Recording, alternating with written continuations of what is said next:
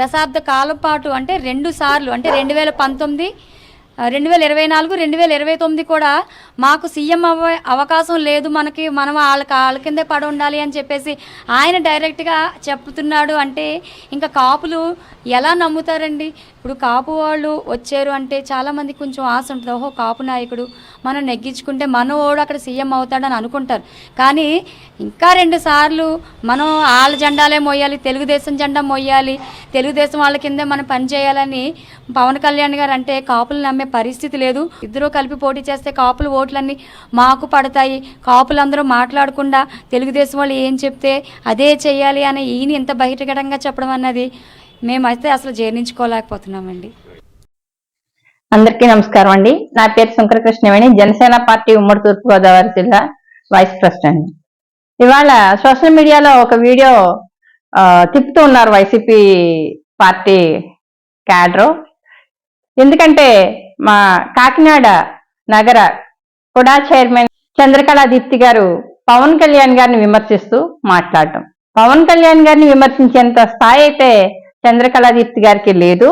ఎంతో ఖ్యాతి గడించినటువంటి వ్యక్తి పవన్ కళ్యాణ్ గారు ఇవాళ జనసేన టీడీపీ పొత్తుని మేము జీర్ణించుకోలేకపోతున్నాం అని అంటున్నారు. పొత్తు ప్రకటించినప్పటి నుంచి కూడా మీకు జీర్ణమే కదా, అసలు అరుగుదల లేదన్న సంగతి ప్రజలందరికీ కూడా తెలుసు.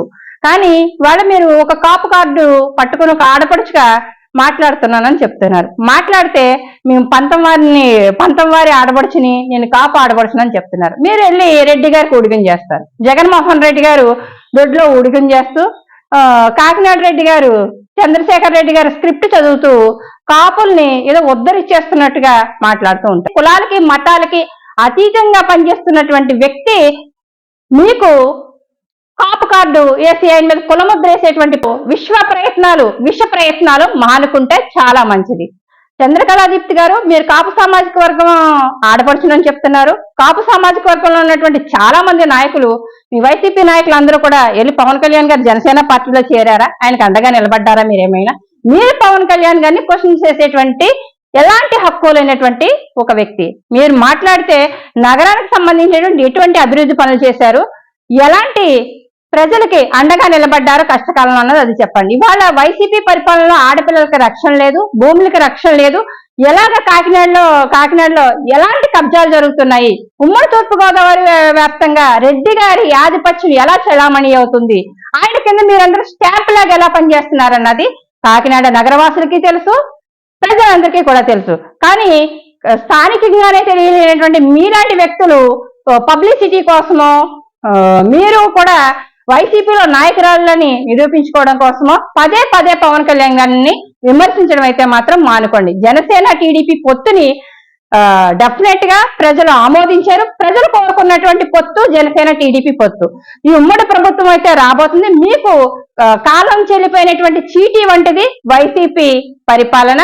వైసీపీ ప్రభుత్వం కుప్ప కూలిపోయి రేపొద్దుట ప్రజలే తరిమి కొట్టేటువంటి పరిస్థితి అయితే మాత్రం ఆంధ్రప్రదేశ్ లో ఖచ్చితంగా ఉంది. మీ వైసీపీ విముక్త ఆంధ్రప్రదేశ్ అని పవన్ కళ్యాణ్ గారు చెప్పారు. 10 సంవత్సరాలు ఆయనతో వెళ్తారని అంటున్నారు. టీడీపీ కూడికం చేస్తారంటున్నారు పవన్ కళ్యాణ్ గారు అని చెప్తున్నారు. మీరు పూర్తిగా తెలుసు మాట్లాడండి. మీకులాంటి రాజకీయ అవగాహన లేనటువంటి వ్యక్తులు ఏదో రెడ్డి గారు దొడ్డుదారులో ఇచ్చినటువంటి పోస్టుల్లోని ఉండడం వల్ల పూర్తిగా పవన్ కళ్యాణ్ గారు ఏం మాట్లాడారు, ఆయన నిర్ణయాధికారాలు ఎటువంటివి అన్న సంకేతాలు మర్చిపోయి మాట్లాడుతూ ఉన్నారు. ఇవాళ టీడీపీ వెనకాల మేము నడవడం లేదు, టీడీపీ పక్కన నడుస్తున్నాము, టీడీపీ మేము కలిసి నడుస్తున్నాము, జనసేన టీడీపీ కలిసి నడుస్తున్నామని పవన్ కళ్యాణ్ గారు ప్రజలకు క్లారిటీ ఇచ్చారు, క్యాడర్ క్లారిటీ ఇచ్చారు.